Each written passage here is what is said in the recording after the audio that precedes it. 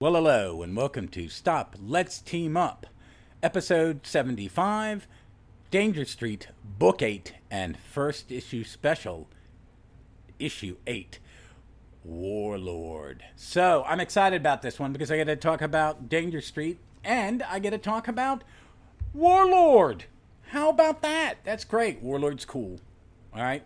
A somewhat forgotten character in now, but one of the great sword and sorcery sci-fi DC comics of the late 70s, 70s and 80s, created by the amazing Mike Grell. Let's take a pause, and then we're going to talk Danger Street. I've got a little sibilant S, guys. I'm having some work done on my dentures. Yes, I wear dentures, and one of my plates is a little off, so I've got a little bit of a lisp. Just bear with me for the next few months as I get them reconstructed. So, again, Danger Street 8, Danger Street Book 8, Warlord first, then First Issue Special 8, featuring the introduction of the Warlord. All right, the pertinent data for Danger Street 8. This comic was published on August 8th of this year, 2023, just a couple weeks ago. It is cover dated, good God, how do you read a modern comic cover date with these wonderful covers?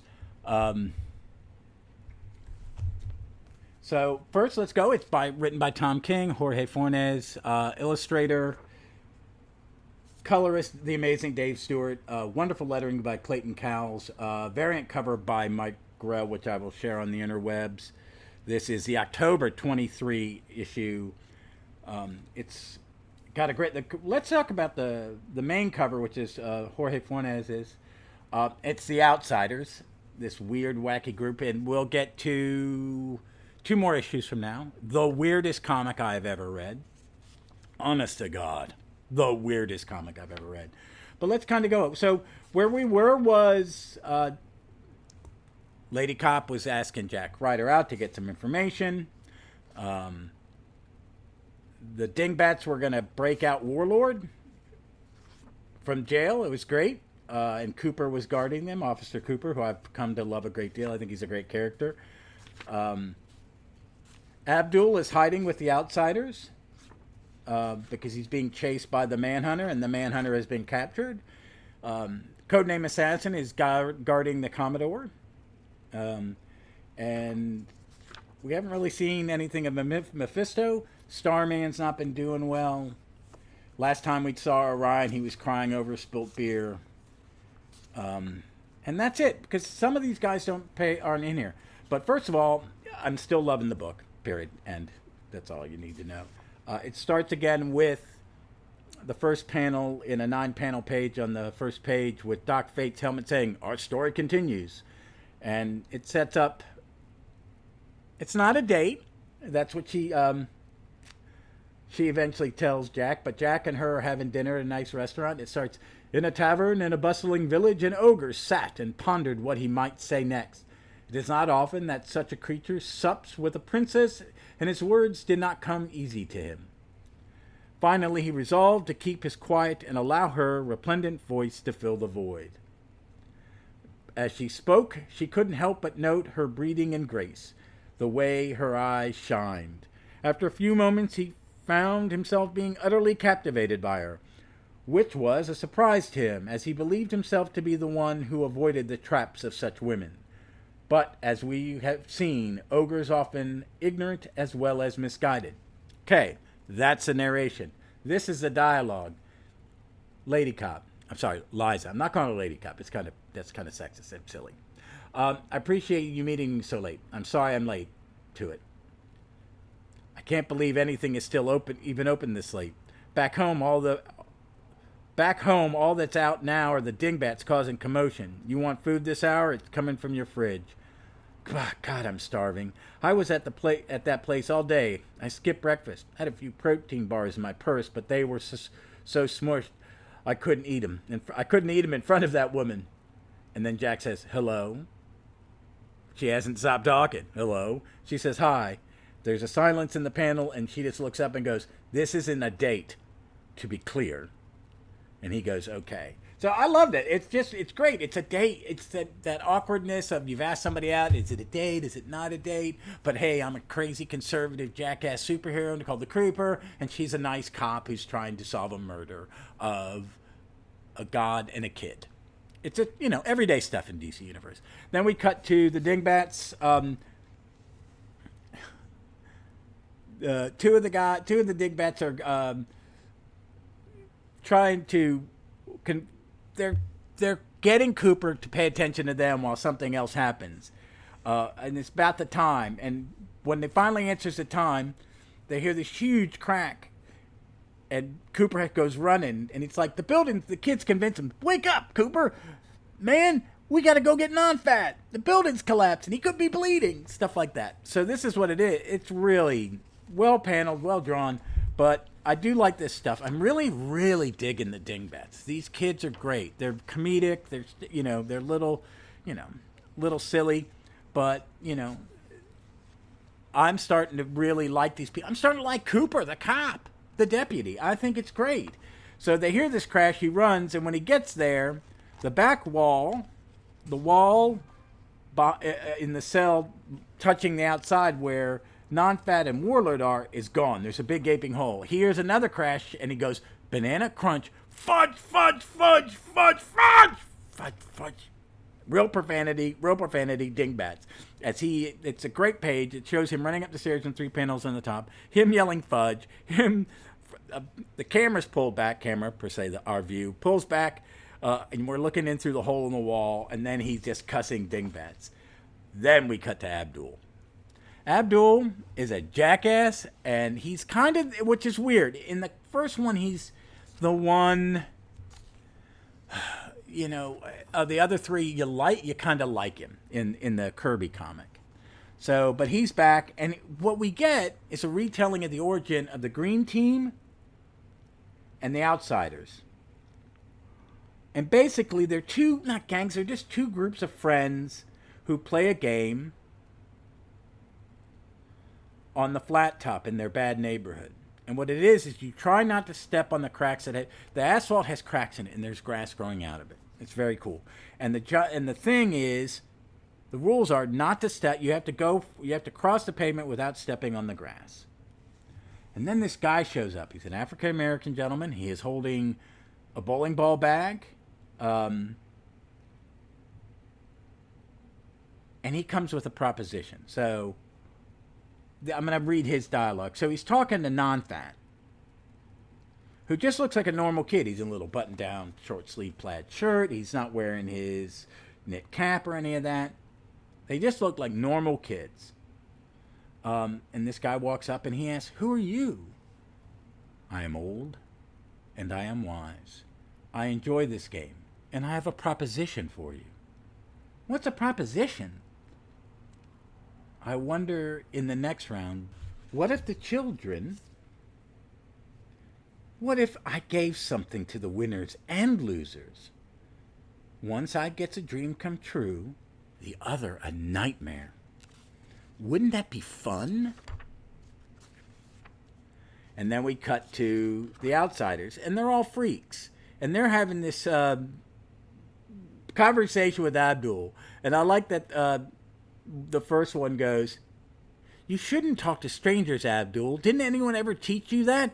Stranger danger. Mean anything to you?" And then they all just, they keep going. One goes, "Stop yelling at him. So he made a mistake. What's the worst that could happen? Heh? And then the young lady who's a member of the Outsiders, "You're interrupting. It's so important, and I want to hear how it ends. It's a real good story." "If you think it's a good story, then you already heard it. Then it's not important to see how it ends. Everybody knows that. You're so dumb." "Don't call her dumb, Harry Larry, or we'll have to have a fight, and then I'll beat you. I want to hear the story, too. So does that make me dumb? You should think about that unless you are also dumb. Thanks, Lizard Johnny. You're a good person." And then we cut to the Commodores having a meeting, and it involves a juice box and a juice box star, and we find that Codename Assassin has to put the straw in for the Commodore because he's incompetent. Commodore's a jerk. But But they're talking about how Abdul's resurfaced, and he's hiding somewhere under the name Joe Simon. I like that. Who is the creator of The Outsiders, which we'll find out in a couple issues. And they're talking about how the Manhunter is dropped off. They haven't heard from him, and and that becomes a thing. Codename Assassin goes, with Abdul finally off the field, I expect you will be next. Oh, I'm so scared. Says the Commodore. The Manhunter will not attempt it subtly. He knows the obstacles, and he will come to it with preparation to overcome it. I will meet him at the gates, and it will be decided. Thanks for the update. Try not to lose. Anything else? Yes, a request. I would like to borrow this. He will be armed, so shall I. And he's talking about Metamorpho's diamond arm. So he convinces the kid to give him the arm because he needs it for something. And it's kind of cool what he does with it. We'll get to that. So the next, we cut back, and it's Warlord and Starman in an embrace, a friendly embrace, I guess. I don't know. Is Warlord and him an item? Because we know from Robinson Harris Starman that Michael Thomas is gay or bi or gender fluid. I don't know. He's a 70s dude. He's probably very open-minded. But they embrace, and then Warlord's like, what's wrong with him? He's like, dude, he's been that way. It's a whole bleep thing, and we don't have time. Get bleep in. And they're on their four-wheeler with a trailer hooked to the back, and they're all driving out of there, and they're going to take him to their old car. And then we cut back to Liza and Jack, and Jack is just getting plowed with wine, or he's having mixed drinks, she's having wine, he's getting drunk. He talks that he knows Superman. And then we cut back to her origin again, where her parents are being murdered, and she's hiding under the bed, and she sees the person in the cowboy boots. And she had asked for Superman, because she talks about it, you know. She goes, shouldn't you call Superman? That's what everybody says. No, I don't believe in that. And Jack goes, you don't believe in Superman? You think it's really just a bird and a plane? What's with the water?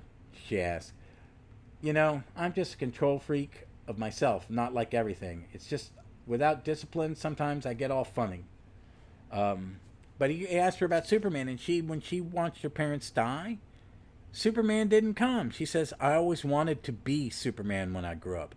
I mean, not like Superman, not like Lady Superman or something, but that day I decided to be a cop. Figured maybe I could fly and shoot maybe I couldn't fly and shoot eye lasers, but at least I could hear my own voice, which is great. And then it cuts to her, or cuts to Mary from, sorry, I thought it was her, Mary from her, the Outsiders, and she's going to try to cross the pavement. And she steps on it, she falls, the game's over, and the person who, and there's celebration and lamentations from the two groups, and then the stranger goes, you all of you performed so well and should be extremely proud. You played magnificently. The green team played good. The Outsiders didn't. What do we get? It's just random. Any of you could have tripped too, says Mary. Don't think you're special. Children, there's no need to fuss. You have made your effort and been judged. Let us now sort out our remuneration. And at this point, Jack is plowed. We're back with Liza. He's talking about a diamond arm, and he tells her about the diamond arm, and she's pumping him for information on the Commodore, and she's finding out, and she thanks him, and then she's like, he spills his drink, he spills his wine, and he's drunk. He goes, I spilled it. Don't worry, it's okay. It'll come out. I'm a superhero. Then we cut back to Codename Assassin, and he is meditating, and it's hurting, and he is, with his mind, turned metamorphose diamond arm into a sword, a very good sword. We cut back, then we get back, we're with No Fat and Warlord in a room watching Michael sleep. They could fool Cop. The reason they're there, they wouldn't have been they'd been fighting Lady Cop because she wouldn't have been fooled. And No Fat says this to Warlord: "We got you. We got you out now. With you, we got some muscle, some brains, at least according to the blue man there.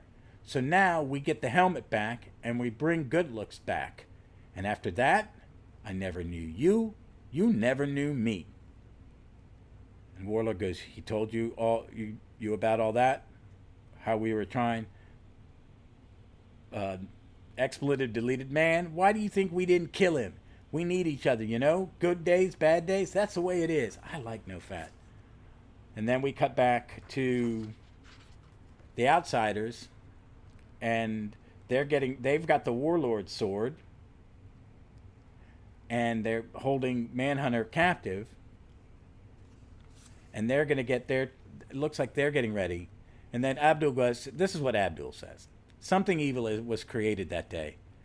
I first thought it was them because of how they grew and looked, and we treated them like they were. You mean they were outsiders? But it wasn't. It wasn't them. It was. Life is weird, you know. It's like it should make sense, but I don't know. You don't always win by winning.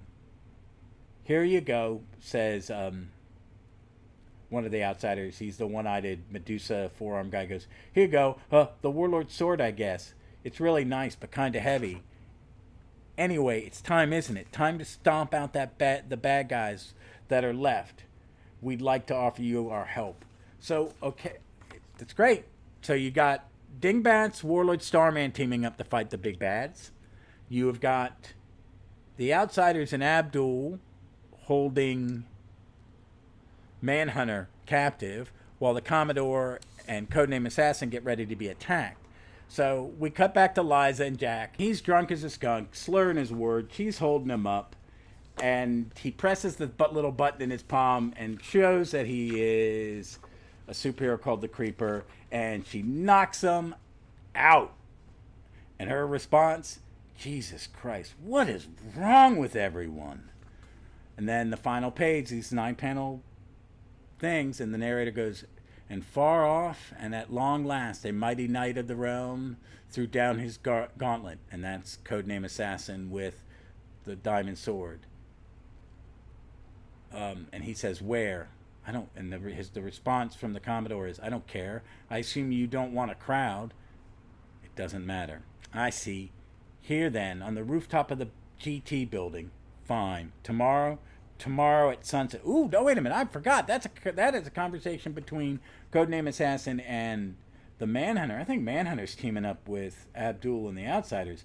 And then the final narration: "The knights have their weapons, and now one will stand and the other will fall. Where there is battle, there is blood, and it shall be spilt. It shall flood the streets, my friend. To be continued." So, really digging it. Really digging it. It was a great issue. I'd love to hear your take on it. So let's move on to Warlord's first appearance in first issue special number 8. All right, here's the pertinent data for first issue special number 8. It was cover dated November 1975. This one is titled Warlord. Cover by Mike Grell, pencils and inks. Executive editor Paul Levitz. Writer, penciler, inker Mike Grell. Editor Orlando. And here's synopsis from the DC fandom. Lieutenant Colonel Travis Morgan of the United States Air Force is attacked while on a reconnaissance mission over Russia. Fleeing towards the Arctic Circle, he is forced to abandon his dying aircraft in Yukon territory. The parachute, though, through a swirling mist into the strange and unrecognizable Skataris. While wandering through the unfamiliar forest, he happens upon a beautiful barbarian girl, Tara, and is attacked by a dinosaur and rescues her. He questions her about their surroundings, but finds she speaks a strange language. They are interrupted by a group of armored warriors who attack them as well. But when Travis shoots two of them, they are afraid of his technology and instead offer to take them to their king at his palace in Thera. Morgan and Tara are introduced to the king, as well as his high priest, Deimos, who feels threatened by the foreigner. Deimos tests him with an attack from his magical orb, but Morgan simply shoots it out of his hand. He is bathed and clothed, and a feast is prepared in his honor.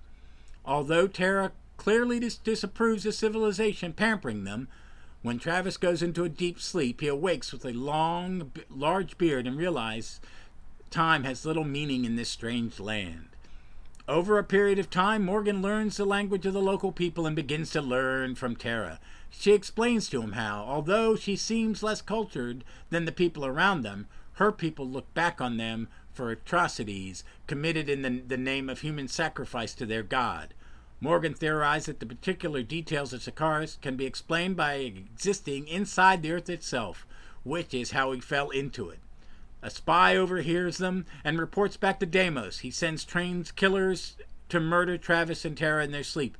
But Travis, lying in ambush, surprises them, and the two are able to slay the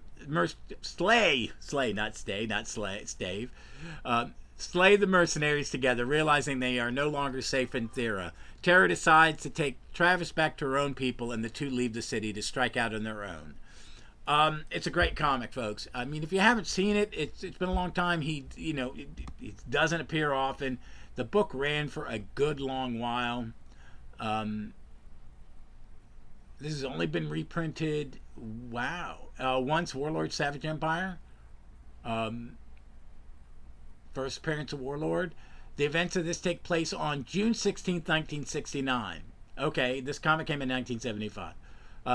Although in this issue Sakaris is described as a core there, 10 years later, on Crisis on Infinite Earths, it will be retconned to being in another dimension.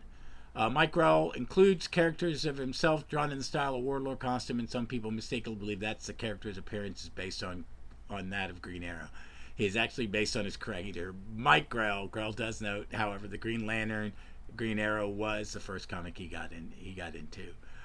Travis Morgan is not actually called Warlord in this issue, nor will he be for several issues into his self-titled series. Actually, they really never go into it deeply. It just implies that he's a badass. I like that. Those are the notes from the Fandom Weekly. But the book ran for a good long while. It was a good comic. I read it monthly. I'm not a sword and sorcery guy. And it ran for a while, and I think it is probably Grell's most famous. I mean, my first Grell was Legion. My second Grell, I think, was his Green Lantern, and this would be my third Mike Grell. And I got everything from Mike Grell. It was a fun comic. He would appear every once in a while. But it's gorgeous. And let me go through the book a bit. I mean, I don't know. I guess most of my listeners are my age or a little younger, not way younger. But this book was just, you didn't have writer, pencil, or inkers. This didn't happen. Grell was well known and was doing a lot of work, but this didn't always happen. This was supposed to be a trial book, and it worked because Warlord 1 came out was cover dated February 1976, within 6 months. The art is stunning. It is very stunning. I mean, and it's kind of, I think, a little ahead of its time. We're seeing the next generation. We're seeing a shift in talent. We've had Cockrum. We're seeing this guy. We're going to see Perez in a little bit. But this is I think it's compared to his later stuff, it's very primitive. But it is definitely, I think, we're getting away from some of the great Silver Age artists are still out there doing Silver Age comics, and we're in the Bronze Age. Okay, and they're still doing some great work. But the iffy ones, or the ones that don't reach me, they started to fade away with this new generation of talent, and Mike Grell's one of them. Because it's well drawn, Page by page, every page is beautiful, detailed, well inked. It's wonderfully colored by oh, it doesn't give, this is a pre-color credit kind of era. Wow, I hate that. But it's just really well done. It sets it up. It's a bit wordy, and he's the artist, but that's the style. But there's it's narration. He's introducing you to everything. It's got action. The fight scenes. His clothes get tattered, and he's in short Daisy Dukes and a vest way too quickly.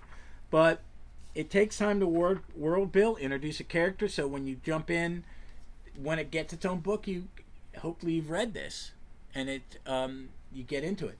I would say check it out. Again, all of the DC first issue specials on the DC app, and well worth the time to read. Even the bad ones will get your brain moving. But this one's a classic. Looking forward to the next Danger Siege, which will be Dr. Fate, and we get to read a Marty Pascal, Walt Simonson Dr. Fate, which is considered a classic, and I agree. All right, well, folks, that's it for this week. Episodes will come when they come. I will try to do 1 or 2 a week at minimum. Work is getting busy. Wife starts a new job. My job is changing. Maybe there are changes. Work is work. So please, keep following. We are now on Blue Sky. We are on Threads. We are on Instagram. We are on Facebook. We are on Twitter. We are on Mastodon. Please reach out. Tell me what you like, what you don't like. Give me suggestions for comics you want me to cover. And just please be engaged. I'm going to try to be more engaged on the interwebs. And I'm trying to figure which Twitter is still my primary, but I'm trying to put the same posts on every site if I think about it. All right? As always, folks, be safe, be smart, be kind to one another, and read some comics. Good golly, read some comics.